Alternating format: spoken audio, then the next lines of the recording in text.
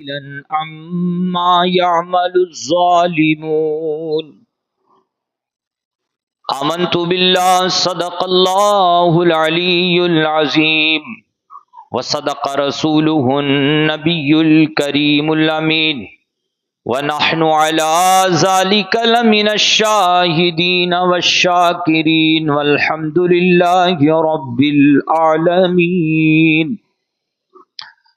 تمام تعریفیں اللہ رب العالمین کے لیے ہیں، کیونکہ وہ ہم سب کا رب ہے، رب العالمین ہے، خالق کل مالک کل ہے۔ وہ ہمیشہ سے ہے، ہمیشہ رہے گا۔ وہ تنہا ہے، بے نیاز ہے، اس کے جیسا کوئی ہے ہی نہیں، اس کے فعل کے جیسا کسی کا فعل نہیں۔ وہ بے نیاز ہے، بے مثال ہے، بے نظیر ہے۔ اللہ پاک کی حمد و ثنا کے بعد لاکھوں مرتبہ، کروڑوں مرتبہ بڑے ہی ادب کے ساتھ قائد اعظم، رہبر اعظم، نیر اعظم حضور احمد مجتبی محمد مصطفیٰ صلی اللہ علیہ وسلم کی بارگاہ میں درود و سلام کا نذرانہ پیش کریں، باواز بلند پڑھیں، اللہم صلی علی سیدنا و مولانا محمد وعلی آل محمد واصحابہ اجمعین۔ الصلاۃ والسلام علیک یا رسول اللہ وعلی آلک واصحابک یا حبیب اللہ۔ حضرات محترم، انسانیت کی شکل میں درندگی بیچی جا رہی ہے، اور انسانوں کو انسان سمجھنے سے دنیا قاصر اور عاجز ہے۔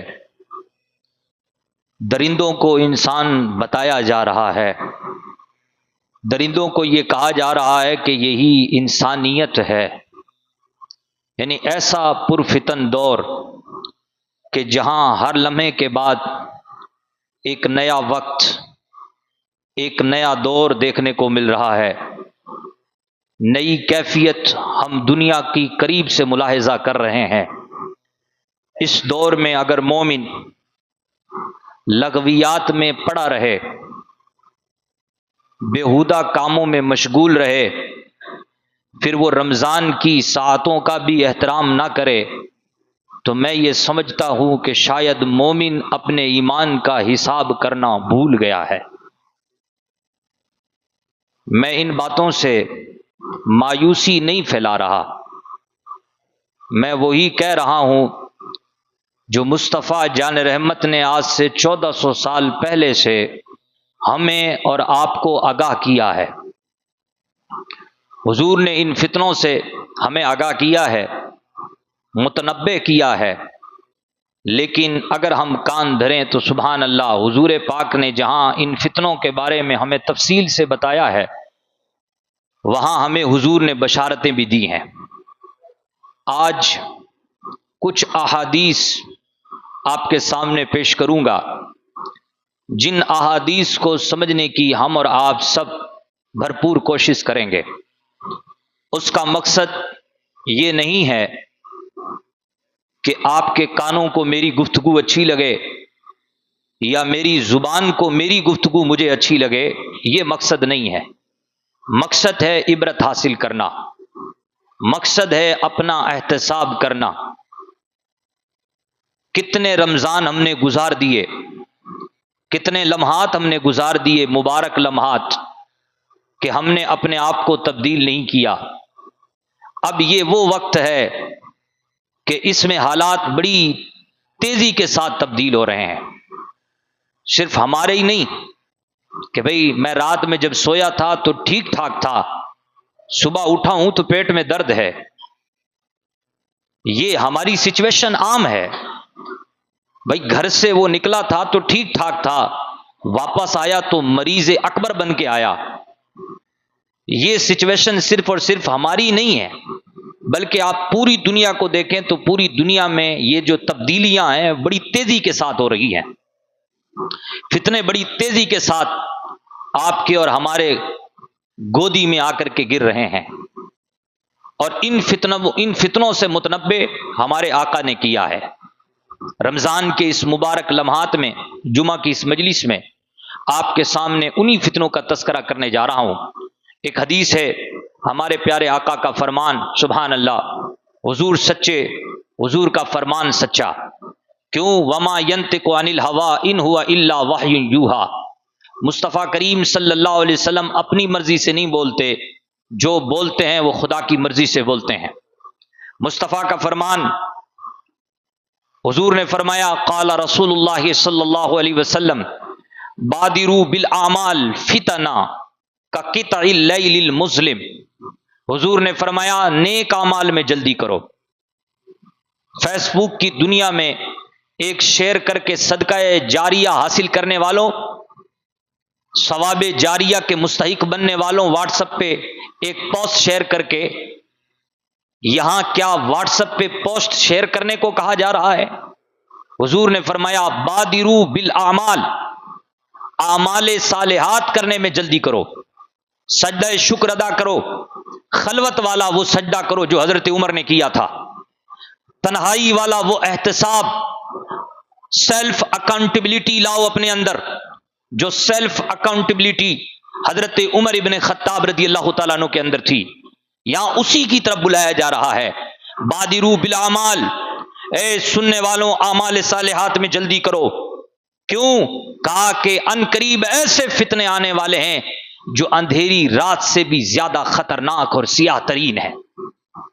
اندھیری رات بھی اتنی سخت سیاہ نہیں ہوتی جتنے تمہیں ان فتنوں کا سامنا ہوگا جو فتنے اس سے بھی زیادہ ڈینجر ہیں اور تاریک ہیں۔ ان فتنوں کے وقت کیا ہوگا؟ مصطفیٰ جان رحمت نے فرمایا یصبح الرجل مؤمنا ویمسی کافرا ویمسی مؤمنا ویصبح کافرا، رات جب ہوگی تو اچھا خاصا بندہ مومن ہوگا، جب صبح ہوگی تو وہی اچھا خاصا بندہ جو مومن تھا وہ کافر ہو گیا ہے۔ صبح ہوئی تو اچھا خاصا بندہ مومن تھا، شام ہوئی تو کافر ہو گیا۔ یہ سب کیوں ہوگا؟ تو فرمایا گیا یبیع دینہ بعرض من الدنیا، حضور کا کلمہ پڑھنے والے اس سچویشن تک پہنچ گئے، جس نبی نے یہ کہا ہو تم مجھ سے یہ کہتے ہو کہ میں اللہ کی طرف بلانا چھوڑ دوں، اور مجھ سے کہتے ہو کہ چھوڑ دو اللہ کی طرف بلانا، ہم عرب کی حسین عورت سے تمہاری شادی کروا دیں گے، ہم تمہیں اپنا سردار مان لیں گے۔ جانتے ہو امام الانبیاء کا کیا فرمان تھا؟ امام الانبیاء نے کہا دنیا کی کوئی دولت ایسی نہیں، اگر تم میرے ایک ہاتھ میں چاند لا کے رکھ دو اور دوسرے ہاتھ میں سورج بھی لا کر کے رکھ دو، تب بھی میں ایک خدا کی طرف بلانا بند نہیں کروں گا۔ لیکن غلاموں کا جو کیفیت اور جو سچویشن ہے وہ یہ ہے، حضور نے فرمایا یبیع دینہ بعرض من الدنیا، دنیا کے معمولی سی چیزوں کے خاطر اپنے دین کا سودا کرتے ہوئے نظر آئیں گے، چائے کے پیالی پر بک گئے۔ یعنی یہ فتنے اتنے خطرناک ہوں گے، اگر تم نے ان فتنوں کو نہیں جانچا، اپنے اوپر ورک نہیں کیا، اپنی اصلاح نہیں کی، اپنا احتساب نہیں کیا، تو تم ان فتنوں میں دنیا کی معمولی چیزوں میں، کسی نے کہہ دیا آپ بڑے خوبصورت آدمی ہیں، آپ بہت اچھے آدمی ہیں، بس آپ اسی کے چاشنی بھرے لفظوں میں بیٹھ گئے اور آپ نے اسی میں آ کر کے اپنے دین کا سودا کر لیا۔ حضرات محترم، یہ میرا فرمان نہیں، مصطفیٰ جان رحمت کا فرمان ہے۔ گویا کہ وہی فتنے اس وقت ہیں اور ہم انہی فتنوں کے بیچوں بیچ میں موجود ہیں۔ دیکھنا یہ ہے کہ کہیں ایسا نہ ہو جائے کہ آپ کو جناب عالی وہ فتنے گھیر لیں اور آپ دنیا کی معمولی سی چیز کی وجہ سے اپنے ایمان کا ہی سودا کر بیٹھے۔ تو پھر کیا کرنا چاہیے؟ کرنا یہ چاہیے کہ سچے انداز میں حضور کی غلامی اختیار کرنی چاہیے، تاکہ آپ سمجھیں کہ کہیں میں جان بوجھ کر دین کا انکار تو نہیں کر رہا، کہیں میں جان بوجھ کر ضروریات دین کا انکار تو نہیں کر رہا، یہ ہماری ضرورت ہے۔ آپ دیکھیں حضور کا ایک اور فرمان دیکھیں، مصطفیٰ جان رحمت نے فرمایا رمضان کے مبارک لمحات میں تشریف فرما مسجد میں حاضرین سامعین، سنیے یہ حضور کا فرمان ہے، اگر رمضان جیسے مہینے میں آپ غور و فکر نہیں کریں گے تو پھر کب کریں گے؟ یہ رمضان جس میں شیاطین قید میں ہیں، یہ رمضان جس میں جہنم کے دروازے بند کر دیے گئے ہیں، یہ رمضان جس میں جنت کے دروازے کھول دیے گئے ہیں، یہ رمضان جس میں پہلے 10 دن رحمت کے ہیں، سبحان اللہ، دوسرے جو 10 دن آتے ہیں وہ عشرہ اوسط بیچ والا عشرہ، یہ وہ 10 دن ہے جو مغفرت کے ہیں، اور جو آخری عشرہ ہے وہ تو سبحان اللہ جہنم سے نجات کا عشرہ ہے۔ اگر ہم اس مبارک مہینے میں غور و فکر نہیں کریں گے کہ جس مہینے میں افطار کی جھلکیاں بھی ہیں، سحری کی برکتیں بھی ہیں، تراویح کی رونقیں بھی ہیں، جس رمضان کے مبارک مہینوں میں سبحان اللہ قرآن کی تلاوت کے نغمے بھی ہیں، قرآن کے نغمے بھی ہمارے خیالات کو پاک اور معطر کر رہے ہیں، اگر بیٹھ کر تنہائی میں بیٹھ کر اپنے آپ سے اس مہینے میں بھی سوال نہیں کریں گے تو پھر بتائیں کس مہینے میں سوال کریں گے؟ حضور کا فرمان، حضور نے فرمایا انہا ستکون فتن، ان قریب فتنے آئیں گے، ان قریب فتنے آئیں گے۔ حضور نے فرمایا الا سن لو خبردار، ثم تکون فتنہ، ان قریب ایسے فتنہ بھی آئے گا، ایسا فتنہ بھی آئے گا، فتنے تو آئیں گے۔ حضور نے فرمایا لوگوں سنو فتنے آئیں گے، یعنی حضور نے فرمایا میرے جانے کے بعد فتنے آئیں گے، لیکن سنو ایک ایسا فتنہ بھی آئے گا۔ وہ فتنہ کیا ہوگا؟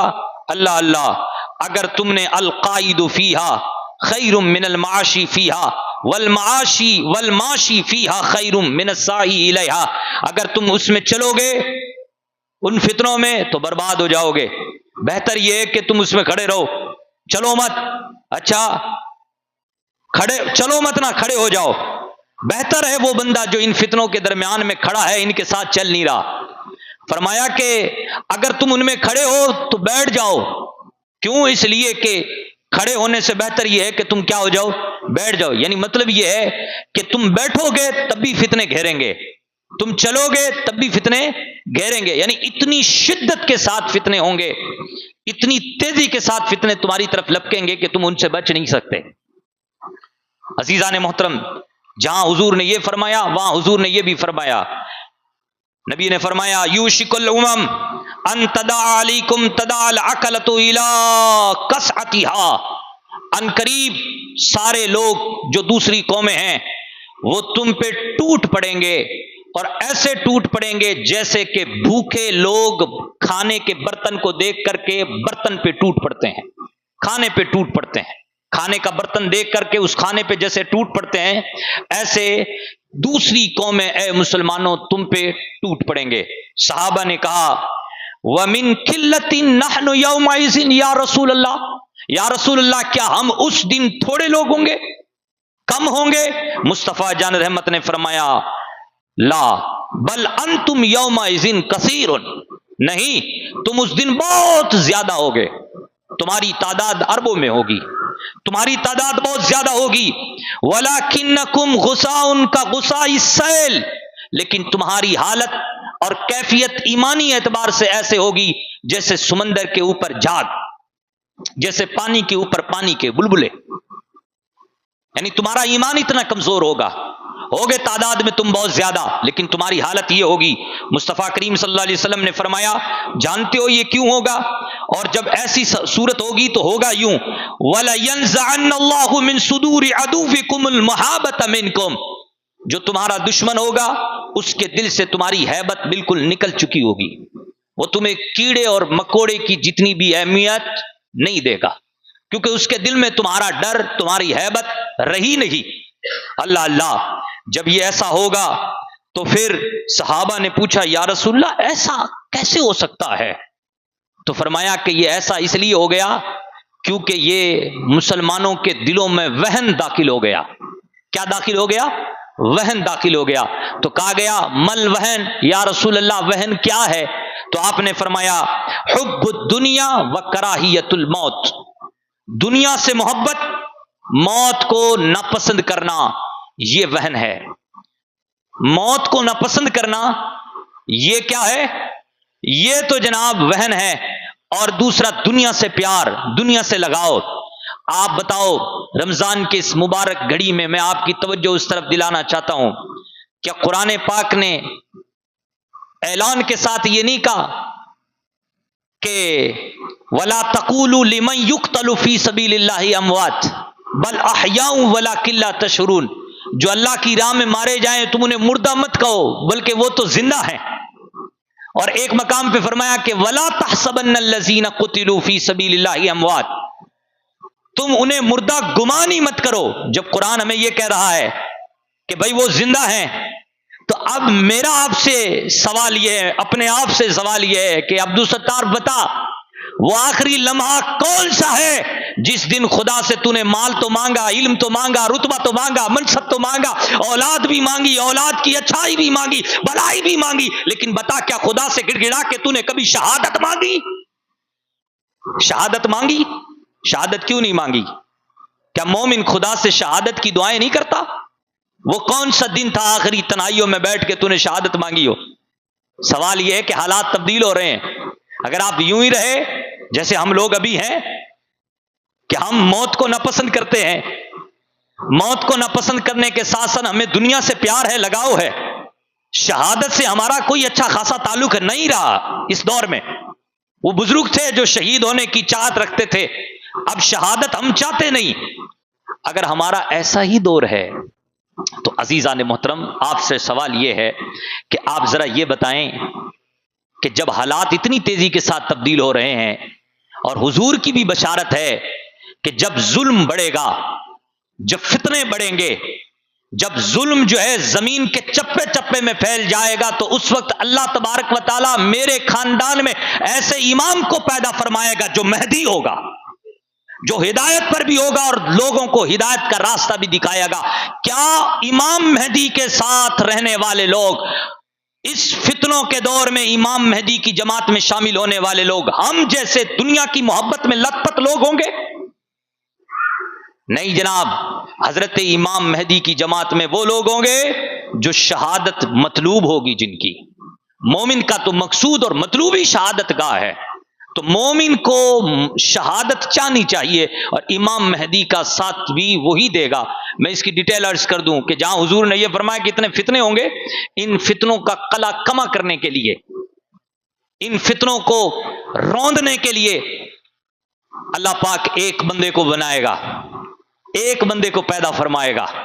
وہ بندہ پیدا ہوگا، وہ بندہ اس دنیا میں جیسے اس کی ماں بھی ہوگی، اس کا باپ بھی ہوگا، اور حضور نے اس کو 1400 سال پہلے بیان فرمایا، حضور نے اس کو بھی 1400 سال پہلے بیان فرمایا۔ آج تک وہ بندہ آیا نہیں، لیکن حضور نے اس کو 1400 سال پہلے بنایا، پہلے اس کا تذکرہ کیا، یعنی اس کا تذکرہ حضرت نے، حضور نے، پیارے آقا نے 1400 سال پہلے کیا، لیکن آج تک وہ بندہ آیا نہیں۔ ہمارا یقین ہے کہ حضور کا فرمان سچا ہے، آئے گا وہ بندہ، لیکن اب سوال یہ اٹھتا ہے کہ آخر جب اتنا بعد میں آیا ہے تو حضور پاک صلی اللہ علیہ وسلم نے اس کو پہلے سے ہی کیوں بیان کر دیا کہ بھئی ایسا ایسا بندہ آنے والا ہے؟ اس لیے بیان کر دیا تاکہ لوگ اس کی تیاری کر لیں، تاکہ وہ بر وقت یہ فیصلہ کر سکیں کہ تمہیں امام مہدی کے ساتھ شامل ہونا ہے یا دنیا کے ساتھ، دجال کے ساتھ شامل ہونا ہے۔ اب آپ بتائیں فیصلہ کب کریں گے آدمی؟ تبھی کرے گا نا جب بندے کا دل کیا ہوگا، دنیا کی محبت سے خالی ہوگا، شہادت جس کی مطلوب ہوگی، شہادت جس کا مقصد ہوگا۔ مصطفیٰ جان رحمت کا فرمان ہے، حضور نے فرمایا عن النبی صلی اللہ علیہ وسلم، حضور نے فرمایا لو لم يبق من الدنيا الا يوم حتى يبعث فيه رجلا مني يواتع اسمه اسمي واسم ابيه اسم ابي۔ حضور نے فرمایا سنو، دنیا تب تک ختم نہیں ہوگی جب تک کہ میرے خاندان میں ایک لڑکا، ایک بندہ پیدا نہ ہو جائے، ایک بندے کا جب تک ظہور نہ ہو جائے میرے خاندان میں، تب تک یہ دنیا تباہ نہیں ہوگی، اس دنیا پہ قیامت نہیں آئے گی۔ اور سنو، وہ جو بندہ ہوگا اس بندے کا نام میرے نام پر ہوگا، اس کے ابا کا نام بھی میرے والد کے نام پر ہوگا۔ اللہ اللہ، یعنی گویا کہ اس حدیث سے پتا چلا وہ بندہ جو آنے والا ہے اس کا نام محمد ہوگا، اس کے والد کا نام عبداللہ ہوگا، اور کیا کرے گا وہ؟ تو فرمایا یملأ الارض قسطا وعدلا کما ملئت ظلما وجورا۔ وہ بندہ اپنی خدا داد صلاحیتوں کے ذریعے سے، اپنی جماعت کے ذریعے سے وہ زمین کے چپے چپے کو انصاف سے بھر دے گا، جیسے یہ زمین اس کے آنے سے پہلے ظلم سے بھری ہوئی تھی۔ حضور کا فرمان سچا ہے یا نہیں؟ ایسا بندہ آئے گا یا نہیں؟ آئے گا، لیکن فیصلہ یہ نہیں ہے کہ کب آئے گا، سوال یہ نہیں ہے کہ کب آئے گا وہ بندہ، سوال یہ نہیں ہے۔ کیوں؟ اگر یہ سوال ہوتا تو پھر اس بات کا اتنے انتظام کے ساتھ اس کا تذکرہ نہ ہوتا۔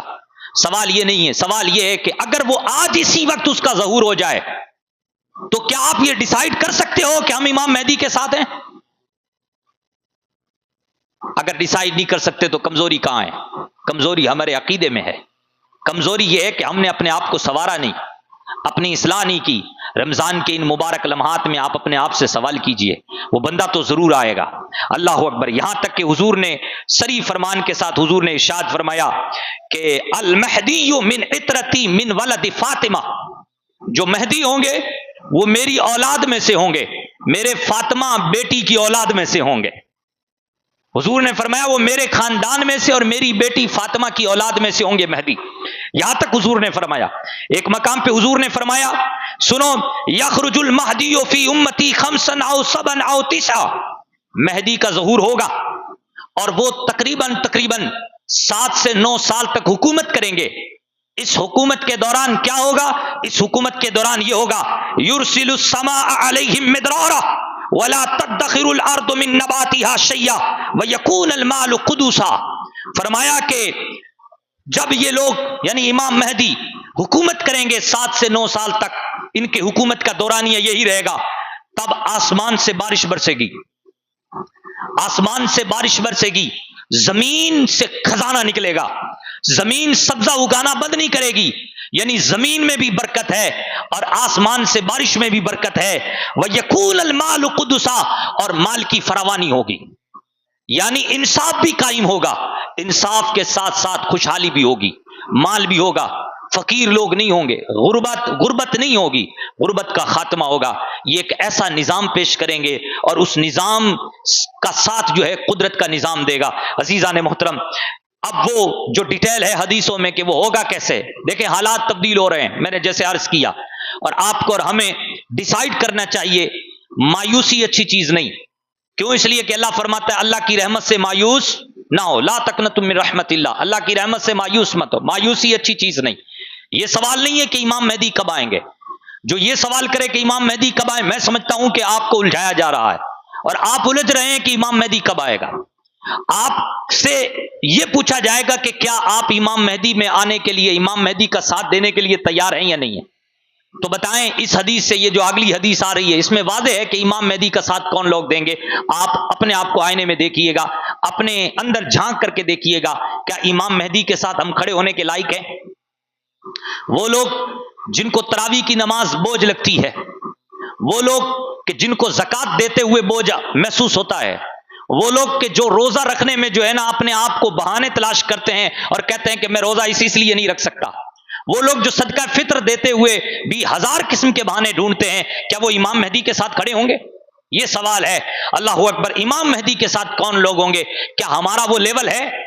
اگر نہیں ہے تو پھر کب اپنا وہ لیول بنانے کی ہم کوشش کریں گے؟ تو سنیں، حضرت ام سلمہ سے روایت ہے، مصطفیٰ جان رحمت صلی اللہ علیہ وسلم کی پیاری زوجہ ہیں حضرت ام سلمہ، وہ کہتی ہیں کہ یکون اختلاف عند موت خلیفہ، ایک بادشاہ ہوگا، اس بادشاہ کا نام نہیں ہے کہ اس بادشاہ کا نام کیا ہے، فرمایا گیا کہ ایک بادشاہ ہوگا.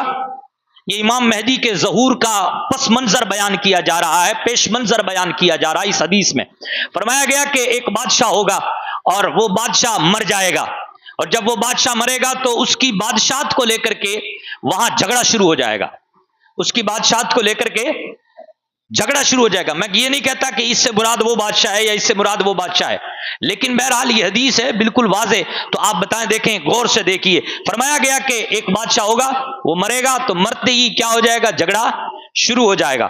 پھر اس دوران لوگ جو ہے نا جھگڑا جب شروع کر دیں گے تو آپس میں وہ بیزی ہوں گے.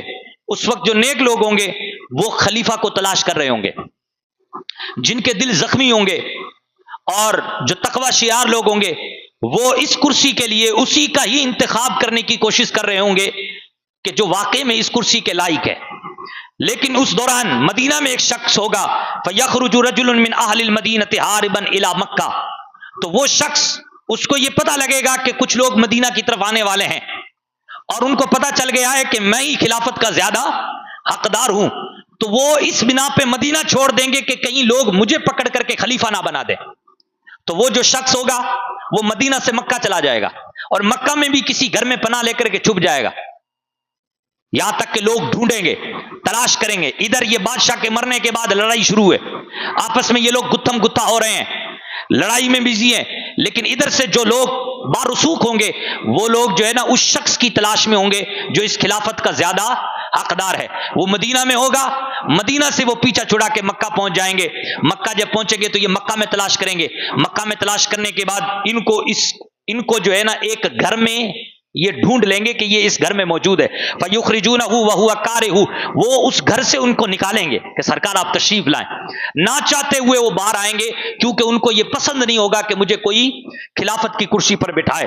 फिर होगा ये फयुबायिऊना बैन रुकन वल मकाम, कि जब वो खाने काबा का तवाफ करेंगे, मकाम इब्राहीम और हजर अस्वद के बीच में पहुंचेंगे, तो ये जो लोग होंगे ये हाथ थाम लेंगे, इनका दामन थाम लेंगे और दामन थाम के कहेंगे खुदा के वास्ते आप हमें बैत करवाएं, हम आप पर बैत करना चाहते हैं। तो यही वो मकाम होगा कि जिस मकाम पे गैब से आवाज आएगी, ए लोगों सुनो सुनो, कान खोल के सुन लो, यही अल्लाह का खलीफा, यही अल्लाह का खलीफा महदी है, तुम इसकी बैत करो। तो उस वक्त सारे औलिया अख्ताब जो होंगे, अब्दाल जो होंगे, वो सारे के सारे इनके हाथ पर क्या करेंगे, बैत करेंगे। हजरात मोहतरम फिर क्या होगा, मुस्तफ़ा जान रहमत सल्लल्लाहु अलैहि वसल्लम ने इरशाद फरमाया फिर ये होगा कि जब ये खलीफा बन जाएगा, जब लोग जबरदस्ती इसके हाथ पे बैत करके इसको खलीफा बना देंगे, तो फिर होगा यूं कि शाम में उस वक्त एक बादशाह होगा जो काफिर होगा, वो इनके खिलाफ एक लश्कर को तैयार करके रवाना करेगा कि जाओ वो खलीफा बन गया है और हम उसकी ईंट से ईंट बजा देते हैं, जाओ ये लश्कर ले जाओ और उसको कत्ल कर दो, आओ और उसको कत्ल कर दो। वो लश्कर, और उस लश्कर का नाम भी लश्कर सुफियानी नाम रखा जाएगा। वो लश्कर बादशाह जो होगा वो शाम का, उस वक्त वो काफिर होगा, एतकादन वो काफिर होगा। तो जाहिर सी बात है वो जब भेजेगा तो वो लश्कर आएगा, मक्का और मदीना के बीच में जब पहुंचेगा तो अल्लाह तबारक व तआला सारों को जमीन में धसा देगा। उसमें सिर्फ और सिर्फ एक बंदा बाकी रह जाएगा।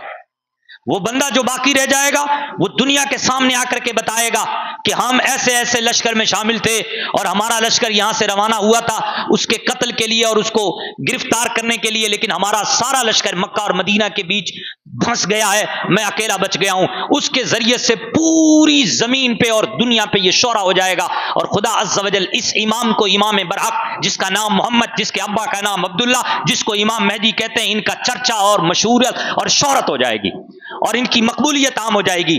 फिर लोग क्या करेंगे कि वो अब्दाल और औलिया और कुतुब और अख्ताब, ये हदीस कहती है, जो अहले शाम में होंगे, आसपास के इलाकों में होंगे, वो सब के सब मक्का मदीना पहुंचेंगे और मक्का में पहुंच करके आपके हाथ पर हाथ रख करके बैत करेंगे। इतना ही नहीं होगा, इनको गिराने के लिए और भी होगा, और ये होगा कि एक लश्कर निकलेगा और वो लश्कर तैयार करेगा एक मुनाफिक आदमी, और वो मुनाफिक आदमी सहारा लेगा बनी कल्ब के लोगों से। बनी कल्ब ये कबीला है, क्योंकि ये उनका मामू, ये बनी कल्ब के जो लोग हैं वो इस बंदे के मामू होंगे, और ये उनका सहारा लेकर के वो जो है ना एक लश्कर तैयार करेगा और उस लश्कर के जरिए से इस इमाम बरहक का मुकाबला करेगा। जब इमाम बरहक का मुकाबला करेगा तो अल्लाह तबारक व तआला इस इमाम को गालिब कर देगा और इस लश्कर को मगलूब कर देगा। वो क्या करेगा, तो यहां हदीस में है कि जनाब इस तरीके से जब वो इस काफिले को और इस लश्कर को हार दे देगा, मात दे देगा, तो फिर वो ये करेगा, फयुक्सिमुल माल, जो गनीमत का माल होगा वो मुसलमानों में तकसीम भी करेगा, व यामलु फिन्नास बिसुन्नत नबीहिम सल्लल्लाहु अलैहि वसल्लम, और फिर वो बादशाह के मामलात को संभालेगा नबी पाक के तरीके से, सुभान अल्लाह। और फिर वयुल्किल इस्लाम भी जरानही फिल अर्द, और जमीन में इस्लाम के कानून को नाफिज करेगा, सुभान अल्लाह। फयलबसु सबअ सिनीना व तिसअ सिनीना, बाज लोग कहते हैं कि या तो ये कहा गया कि 9 साल का अरसा वो रहेगा, या कहा गया कि 7 साल के अरसे तक वो रहेगा। जब वो इस दौरान 7 साल का या अपनी हुकूमत का दौरानिया पूरा कर लेगा, सुम्मा युतवफ़ा व युसल्ली अलैहिल मुस्लिमून, तो फिर वो वफात पा जाएगा और मुसलमान उसकी नमाज जनाजा पढ़ेंगे। हजरात मोहतरम, क्या आपको नहीं लगता कि हालात कुछ ऐसे हैं, तब्दील हो रहे हैं? मैं फिर वही कहूंगा कि रमजान के मुबारक लम्हात में ये जो बातें हैं हुजूर की 100% सही हैं। हुजूर की बातें हैं और होके ही रहेंगी। आप देखिए जो जो हुजूर ने कहा वो हुआ, आज तक जो गुजरा हुजूर ने जो जो फरमाया गैब की बातें वो होके रही, और ये यानी इमाम मेहदी का आना जो हुजूर ने फरमाया ये भी होके रहेगा। अब सवाल ये है कि अगर इमाम मेहदी आते हैं तो इमाम मेहदी की जमात में क्या हम शामिल होने के लायक हैं? इस हदीस में तो ये कहा गया कि इमाम मेहदी की जमात में वो लोग शामिल होंगे जो औलिया होंगे, جو اقطاب ہوں گے، جو ابدال ہوں گے، جو اقطاب ہوں گے، یہ جو اولیاء ہیں، ابدال ہیں، اقطاب ہیں، کیا یہ لوگ ہماری طرح جیتے ہیں؟ کیا ہماری طرح غیبتیں کرتے ہیں؟ کیا یہ لوگ بدنگاہی کرتے ہیں؟ کیا یہ لوگ روزوں کو چھوڑتے ہیں؟ کیا یہ لوگ قرآن کی تلاوت سے دور ہو کر کے گانے سنتے ہیں؟ یہ لوگ کیا کرتے ہیں؟ یہ لوگ تو وہ ہیں والذین یبیتون لربہم سجدا وقیاما، ہم تو راتوں میں گپے ہانکنے میں گزار دیتے ہیں، لیکن یہ جو اولیاء اور اقطاب اور ابدال ہیں، یہ راتوں کو اللہ کی عبادت اور اللہ تبارک و تعالیٰ کی بارگاہ میں رکوع اور سجدہ کرتے ہوئے گزار دیتے ہیں۔ تو پھر اس کا مطلب یہ ہے کہ ہم ان میں شامل نہیں ہیں۔ اگر شامل ہونا چاہتے ہیں تو پھر کیا ہماری انرجی اس پر خرچ ہو رہی ہے؟ اگر نہیں ہو رہی تو کب ہوگی؟ اس لیے خدا کے واسطے حضور نے جو کہا وہ سچ کہا، سچ کہا کہ نہیں کہا؟ اس لیے ہمیں تیاری کرنی چاہیے، اپنے وقت کو برباد نہیں کرنا چاہیے۔ رمضان کے مبارک لمحات چل رہے ہیں، رمضان کے مبارک لمحات میں ہمیں توبہ کر لینی چاہیے، اللہ کی رحمت سے مایوس نہیں ہونا، اللہ کی رحمت سے پر امید ہو جانا ہے۔ اپنے آپ کو سواریے اپنے آپ کو، نیتیں اچھی کیجیے، دل میں مسلمانوں کا احترام پیدا کیجیے، حسد کو دل سے نکال کے باہر پھینک دیجیے، اپنے دلوں کو پاک کیجیے، اپنے خیالات کو پاک کیجیے، اللہ کی خفیہ تدبیر سے ڈریے، کہیں ایسا نہ ہو جب امام مہدی کا ظہور ہو اور سامنے دجال کی تابانیاں موجود ہوں تو آپ امام مہدی کو پس پشت دکھا کے، پیٹھ دکھا کے آپ دجال کے فتنے کے ساتھ شامل ہو جائیں، کہ ایسا نہ ہو۔ اللہ کی خفیہ تدبیر سے ڈریے، 60 سالہ 70 سالہ یہ آپ کی عبادتیں بیکار ہو جائے گی اگر آپ نے دجال کا ساتھ دیا تو، دجال کے فتنوں کا ساتھ دیا تو۔ اس لیے اپنے آپ کو تیار کیجیے۔ یہاں تیار کرنے کا مطلب یہ ہے کہ اپنا ذہن بنائیے، اپنی نیتیں اچھی کیجیے، منجیات کو اپنائیے۔ جو اسلام میں ایک باب ہے منجیات، ان منجیات ایکشن کو اپنائیے، اور مہلکات ایکشن جو ہیں اس سے اپنے آپ کو بچائیے۔ اللہ نے چاہا تو انشاءاللہ اللہ پاک کرم فرمائے گا اور اللہ پاک ہمیں بھی امام مہدی کے قافلے میں شامل فرمائے گا۔ آئے دعا فرمائیں کہ اللہ پاک ہم سب کو حضرت امام مہدی کے قافلے میں شامل ہونے والا بنائے، اللہ پاک ہمیں نیک بنائے، ایک بنائے۔ رمضان کے مبارک لمحات میں اللہ پاک ہمیں پاک دل والا، صاف دل والا بنائے، اولیاء کرام کا سچا پکا غلام بنائے۔ اللہ تبارک و تعالی اپنی معرفت کا خزانہ ہم سب کو عطا فرمائے۔ جن حضرات نے سنت نہیں پڑھی، سنت